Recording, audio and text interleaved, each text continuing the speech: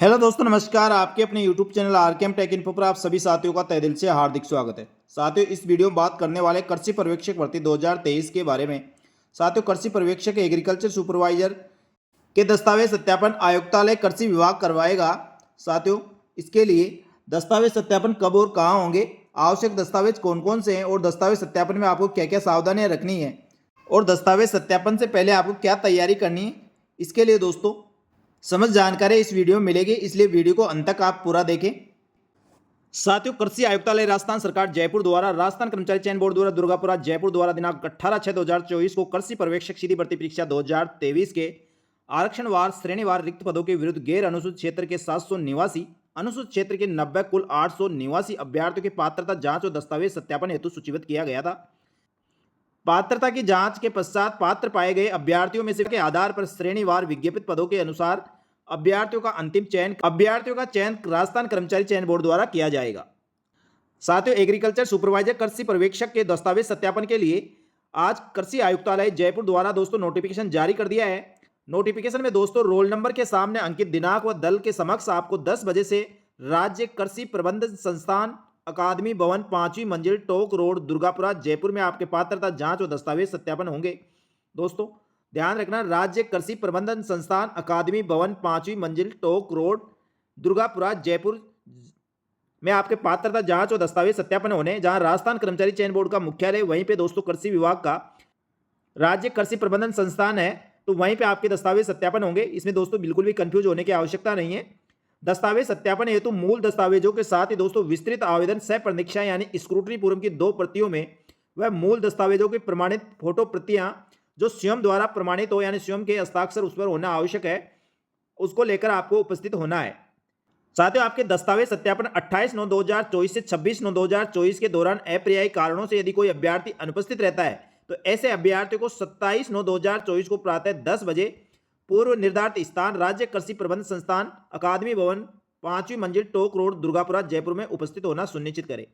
दोस्तों आपके 18/9 से 26/9/2024 तक आपके दस्तावेज सत्यापन होगा, लेकिन किसी कारणवश कोई अभ्यर्थी उपस्थित नहीं हो पाता है तो उसको 27/9/2024 को प्रातः 10 बजे उपस्थित होकर अपने दस्तावेज करवाना अनिवार्य है। यदि दोस्तों फिर भी अभ्यर्थी नहीं पहुंचता है तो अलग से उसे कोई अवसर प्रदान नहीं किया जाएगा और अनुपस्थित अभ्यर्थी के संबंध में राजस्थान कर्मचारी चयन बोर्ड को सूचित किया जाएगा, जिसकी जिम्मेदारी समस्त अभ्यर्थियों की स्वयं की रहेगी। पात्रता की जांच और दस्तावेज सत्यापन हेतु दिनांकवार उपस्थित होने के लिए गैर अनुसूचित क्षेत्र नॉन टीएसपी और अनुसूचित क्षेत्र टीएसपी के सूचीबद्ध अभ्यर्थियों के रोल नंबर इस प्रकार है। दोस्तों आपके राजस्थान के चाहे आप कहीं के भी हो, आपके समस्त दस्तावेज जयपुर में दोस्तों राज्य कृषि प्रबंधन संस्थान में आपके दस्तावेज सत्यापन होंगे। तो आपको सभी को जयपुर आना होगा। साथ ही इसमें अलग अलग आपकी टीमें बनाई गई है, उन टीमों के द्वारा दोस्तों आपके दस्तावेज सत्यापन होगा, जिसमें दोस्तों 18/9 को आपके 4 टीम बनाई गई है और 4 टीमों के समक्ष दोस्तों ये सामने दिए गए नंबर के अनुसार आपको संबंधित टीम के समक्ष आपको उपस्थित होना है। यानी दोस्तों इस प्रकार दोस्तों राजस्थान कृषि आयुक्तालय द्वारा आपके दस्तावेज सत्यापन हेतु 4 टीमों का गठन किया गया है। यानी दोस्तों 18 तारीख को 4 टीम आपकी है, जो एक टीम के पास लगभग 32-33 अभ्यर्थी रहेंगे। इस प्रकार दोस्तों फिर 18 के बाद 19 तारीख को भी 4 टीम है, फिर 20 है, फिर 20 के बाद 23 तारीख है, 23 के बाद दोस्तों 24 के बाद 25 और 26 तारीख को आपके दस्तावेज सत्यापन होने। तो अपने दोस्तों जिस तारीख को और जिस टीम के सामने आपका रोल नंबर है वहाँ उस तिथि को दोस्तों आपको उपस्थित होना है। और यदि दोस्तों 18 से 26 के बीच कोई अभ्यर्थी उपस्थित नहीं होता तो 27 तारीख को दोस्तों उनके लिए विशेष दस्तावेज सत्यापन के लिए दोस्तों एक टाइम टेबल दिया गया है। तो आप 27/9/2024 को उनको 100% उपस्थित देना होगा, नहीं तो दोस्तों वो भर्ती परीक्षा से बाहर हो जाएंगे। साथियों, पात्रता की जांच में उपस्थित होने हैं तो आपको निम्नलिखित बातों का विशेष रूप से ध्यान रखना होगा। सबसे पहले दोस्तों आपको कृषि पर्यवेक्षक लेके शैक्षणिक योग्यता आपके पास होनी चाहिए और जो राजस्थान कर्मचारी चयन बोर्ड द्वारा पहले विज्ञप्ति जारी की गई थी उसको अच्छी तरह से पढ़ ले। साथ ही दस्तावेजों में आपके पास शैक्षणिक योग्यता, आयु, जाति, मूल निवास प्रमाण पत्र, विशेष मूल निवास प्रमाण पत्र, चरित्र प्रमाण पत्र, विवाह संबंधी प्रमाण पत्र, विशेष आयोजन प्रमाण पत्र, खेल प्रमाण पत्र, भूतपूर्व सैनिक होने का प्रमाण पत्र आदि दोस्तों प्रमाण पत्र आपके पास होने चाहिए, जो ऑनलाइन अपलोड किए यानी मूल प्रतियां साथ लेकर आनी है। यानी आपने स्क्रूटनी फॉर्म भरा था दोस्तों, उसमें जो प्रमाण पत्र आपने लगाए हैं उसके ओरिजिनल दस्तावेजों के साथ साथ आपको उसकी 2-2 प्रति फोटोकॉपी भी साथ लेकर आनी है।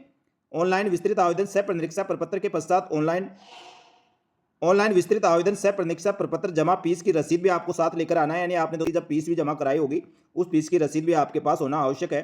और समस्त दस्तावेजों की 2-2 प्रतियां आपको साथ लेकर यानी 2-2 सेट बनाकर लाना है। पात्रता की जांच और दस्तावेज सत्यापन के लिए दोनों सेटों के साथ लेकर आने हैं। ऑनलाइन अपलोड किए गए सभी दस्तावेजों के प्रिंट स्वयं द्वारा प्रमाणित होना चाहिए। मूल दस्तावेजों में चरित्र प्रमाण पत्र, मूल शपथ पत्र फर्स्ट सेट के साथ लगाकर दस्तावेज सत्यापन के दौरान दल को जमा करवाया जाना आवश्यक है। साथियों, आधार कार्ड लेके आए उसमें क्यूआर कोड अंकित होना चाहिए। यदि नहीं है तो दोस्तों आप ई आधार कार्ड डाउनलोड कर ले।